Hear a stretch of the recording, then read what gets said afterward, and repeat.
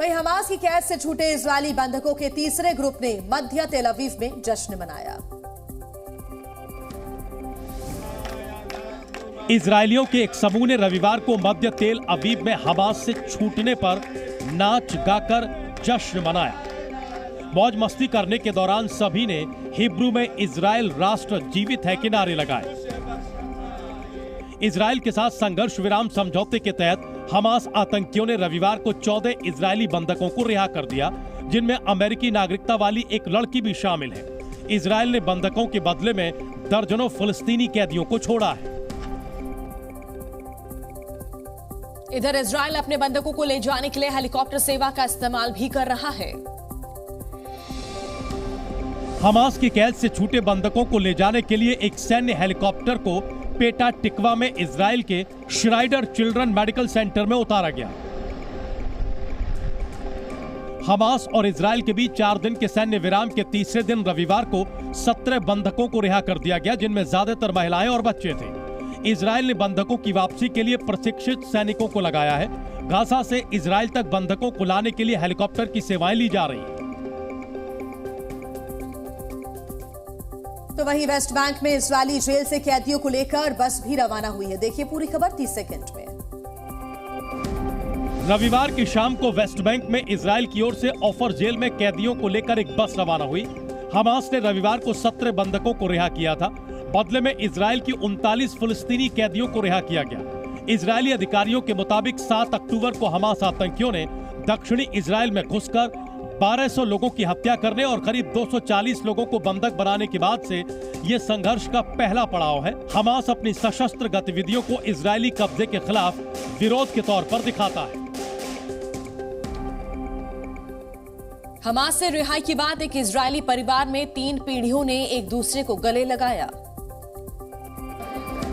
Hamas आतंकियों की कैद से छूटे इजरायली बंधकों में शोशन हरन, उनकी बेटी आदि शोहम और पोते पोतियां नावे और येल शामिल थे।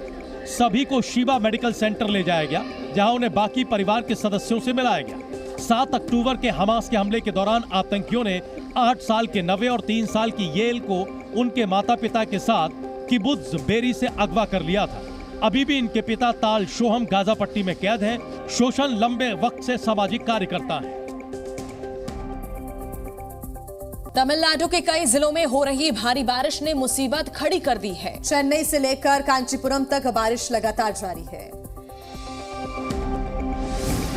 तमिलनाडु में पिछले कई दिनों से बारिश हो रही है। लगातार हो रही बरसात की वजह से लोगों का जनजीवन अस्त व्यस्त हो गया है। चेन्नई में लगातार बारिश होने की वजह से जगह जगह जल जमाव के हालात हैं। चेन्नई में 26 नवंबर को भी जमकर बारिश हुई। कांचीपुरम, कन्याकुमारी, तिरुनेलवेली, तेनकासी समेत कई जिलों में लगातार बारिश हो रही है। अडियार क्षेत्र में सबसे ज्यादा 80 मिलीमीटर बारिश दर्ज की गई।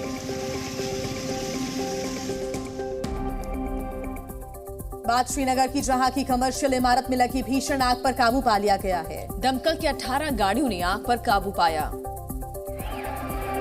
श्रीनगर के बोहरी कदल इलाके में मौजूद एक इमारत में रविवार को भीषण आग लग गई, जिस पर काबू पाने के लिए दमकल की 18 गाड़ियों ने मोर्चा संभाला। करीब 2 घंटे की कड़ी मेहनत के बाद आग पर काबू पा लिया गया। आग पर काबू पाने के दौरान एक दमकल कर्मचारी मामूली रूप से घायल हो गया। जिस इलाके में आग लगी थी वो बोहरी कदल में नामी बाजार मस्जिद के पास मौजूद कमर्शियल इमारत की ऊपरी मंजिल थी। फिलहाल किसी के हताहत होने की खबर नहीं है। और आज लाखों दियों से जगमगाएगी काशी। दशाश्वमेध घाट पर महाआरती में सीएम योगी भी शामिल होंगे। साथ ही 70 देशों के राजदूत भी मौजूद रहेंगे। मोक्ष की नगरी काशी आज देव दीपावली के मौके पर लाखों दियों से जगमगाएगी। खासतौर पर दशाश्वमेध घाट पर भव्य कार्यक्रम आयोजित किया जाएगा, जहां महाआरती में सीएम योगी और 70 देशों के राजदूत भी शामिल होंगे। देव दिवाली के मौके पर वाराणसी के घाटों से लेकर गलियों तक को भव्य तरीके से सजाया गया है। आज गंगा के 60 घाटों पर गंगा आरती होगी। गंगा द्वार पर 5 मिनट का भव्य लेजर शो का भी आयोजन किया जाएगा। देव दीपावली के मौके पर हरिद्वार में हर की पौड़ी में 21,000 दीपक जलाए गए। टनल में फंसे मजदूरों के लिए प्रार्थना भी की गई। देव दीपावली के मौके पर हरिद्वार में 21,000 दिए जलाए गए। इस मौके पर उत्तरकाशी में फंसे 41 मजदूरों के लिए भी प्रार्थना की गई। दीपक की रोशनी के बीच आतिशबाजी से आसमान भी जगमगा उठा। कार्यक्रम में साधु संत और श्रद्धालुओं की बड़ी संख्या में मौजूदगी थी।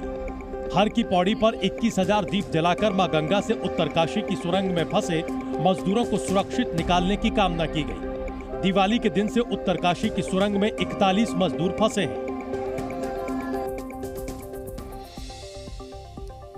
पुरी के तट पर सैंड आर्टिस्ट सुदर्शन पटनायक ने 5,000 फूलों से कार्तिक पूर्णिमा के मौके पर नाव की तस्वीर बनाई है। लोकप्रिय सैंड आर्टिस्ट सुदर्शन पटनायक ने कार्तिक पूर्णिमा की पूर्व संध्या पर पुरी के तट पर कुछ इस तरह बधाई दी कि लोग देखते रह गए। करीब 5,000 फूलों से सुदर्शन पटनायक ने भगवान जगन्नाथ की तस्वीर को रेत पर उकेर दिया। रेत के जरिए सुदर्शन पटनायक ने पारंपरिक नाव बनाकर कार्तिक पूर्णिमा की बधाई दी।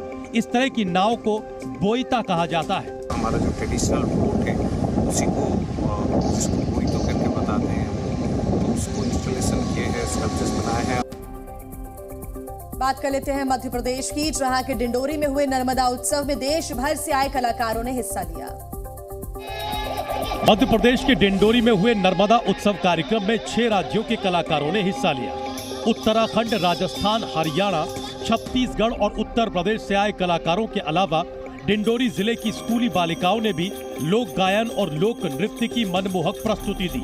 डिंडोरी में नर्मदा उत्सव मंगलाचरण के साथ शुरू हुआ। वर्ष भर हम लोग कुछ न कुछ कार्यक्रम करते रहते हैं। हमारे जो एजेंडे में जो कार्यक्रम तय होते हैं साल भर में, उसी के क्रम में हम ये कार्यक्रम करते हैं। कार्तिक पूर्णिमा के मौके पर तमिलनाडु के तिरुचिरापल्ली में महादीप जलाया गया। तमिलनाडु के तिरुचिरापल्ली में मौजूद रॉकफोर्ट थायुमान स्वामी मंदिर में कार्तिक पूर्णिमा के अवसर पर महादीप जलाया गया। रॉकफोर्ट एक किला है जो 273 फीट ऊंची चट्टान पर बना है। मूल रूप से पल्लवों द्वारा निर्मित इस मंदिर में कार्तिक पूर्णिमा के मौके पर महाद्वीप जलाया जाता है। इस मौके पर हजारों लोगों ने मंदिर में दर्शन किए। माना जाता है कि ये मंदिर 8वीं शताब्दी के दौरान पांड्यन साम्राज्य द्वारा बनवाया गया था। बात मौसम की करते हैं। सौराष्ट्र के साथ साथ दक्षिण गुजरात के जिलों में ओले गिरे हैं। मोरबी में भारी मात्रा में ओले गिरे हैं। देखिए तस्वीरें। गुजरात में एक बार फिर कुदरत का कहर सामने आया है। गुजरात में बेमौसम बारिश के बीच भारी ओलावृष्टि हुई। मोरबी समेत गुजरात के कई हिस्सों में बर्फ की सफेद चादर बिछ गई है। मौसम विभाग ने गुजरात में 28 नवंबर तक बारिश और ओले गिरने का अनुमान जताया है। गुजरात में अब बारिश के बाद ठंड बढ़ने की आशंका बढ़ गई है। वलसाड, नवसारी, सूरत, डांग और तापी जिलों के साथ साथ भावनगर, बोटाद और अमरेली जिलों में भारी बारिश होने का अनुमान है। वहीं बुल्गारिया में भी भारी बर्फबारी के बाद सड़कें और बिजली सप्लाई बंद हो गई है। बुल्गारिया में भारी बर्फबारी की वजह से कई सड़कें बंद हो गई हैं। इतना ही नहीं, 1000 से ज्यादा घरों में बिजली नहीं है। स्थानीय मौसम विभाग ने चेतावनी जारी की है, जिसमें उत्तर पूर्वी बुल्गारिया के 4 इलाकों के लिए भारी बर्फबारी और तूफानी हवाओं का अलर्ट किया गया है। मोटाना क्षेत्र से राजधानी सोफिया की ओर जाने वाली एकमात्र सड़क पेट्रोहाम दर्रे पर यातायात बेहद मुश्किल हो गया है। राजधानी सोफिया में बर्फबारी की वजह से सड़कों पर पेड़ गिर गए हैं।